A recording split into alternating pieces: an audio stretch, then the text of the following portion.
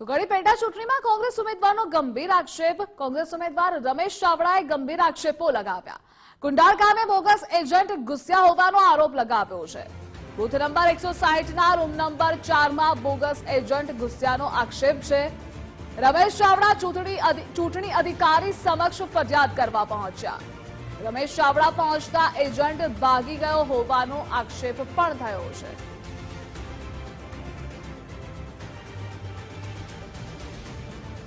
મોટો એજન્ટ બેસી ગયો છે। અરે એમને જોયા, મેં જોયા અને મેં પૂછ્યું કે ભાઈ તું કેમ બેઠો છે અહીંયા, કઈ પાર્ટી તરફથી બેઠો છે? તો એને કહ્યું કે હું તો અપક્ષમાંથી બેઠો છું। પ્રિસાઇડિંગ અધિકારી જોડે હું ગયો અને એની જોડે કે ભાઈ મેં આનું કાર્ડ કાઢો, ભાઈ આ ફોર્મ કાઢો, આનું કયા ફોર્મમાંથી આ બેઠો છે અને આને કેવી રીતે તમે ઇસ્યુ કરી દીધું। એટલે હવે અહીંયાથી ખુરશી હું પછી એની સાથે વાત કરતો હતો અને અહીંયાથી ઉઠીને ત્યાંથી પછી ભાગી ગયો। ઓલી બાજુથી પેલો દરવાજો છે ને ગેરકાયદેસર, જુઓ આ એક દરવાજો રાખે, અહીંથી ખોટા માણસો અહીંયાથી આવે છે અને જાય છે। અને આ મુદ્દે સંવાદદાતા મુકેશ જોડાયેલા છે। મુકેશ, કોંગ્રેસના ઉમેદવાર દ્વારા જે આક્ષેપો કરવામાં આવ્યા છે તે શું છે? એજન્ટ ઘૂસ્યાના પણ આક્ષેપો છે।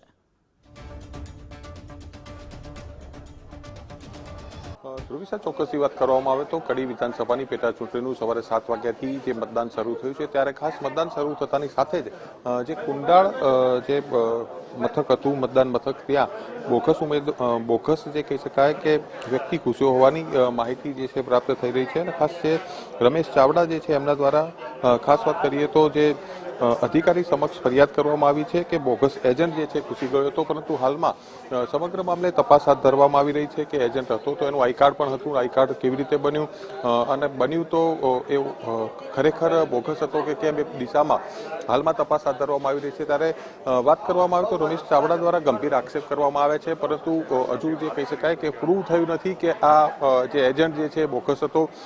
ખાસ વાત કરીએ તો હાલની વાત કરવામાં આવે તો કુંડાળ ખાતે મોટી લાઈનો જે ખાસ મતદારોમાં વહેલી સવારથી જોવા મળી રહી છે અને મતદારો જે છે ઉત્સાહભેર મતદાન કરવા માટે અહીંયા પહોંચી રહ્યા છે। સાથે સાથે વાત કરવામાં આવે તો જે કહી શકાય કે જે ઉત્સાહ જે છે ખાસ મતદારોમાં જોવા મળી રહ્યો છે।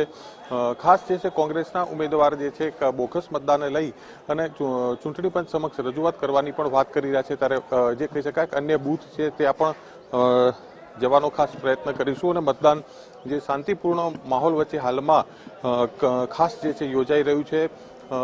વહેલી સવારથી આ જે મતદાન યોજાયું હતું ને કહી શકાય કે જે મહિલાઓ પણ વહેલી સવારે ઘરનું કામ પડતું મૂકીને પણ મતદાન કરવાનો આગ્રહ ખાસ અહીંયા રાખતા હોય પ્રકારના દ્રશ્યો જે છે ખાસ જોવા મળી રહ્યા છે। ખાસ વાત કરીએ તો ખાસ નીતિન પટેલ સહિતના જે કહી શકાય આગેવાનો જે છે એ પણ મતદાન જે છે મથકમાં પહોંચીને મતદાન ખાસ કરશે।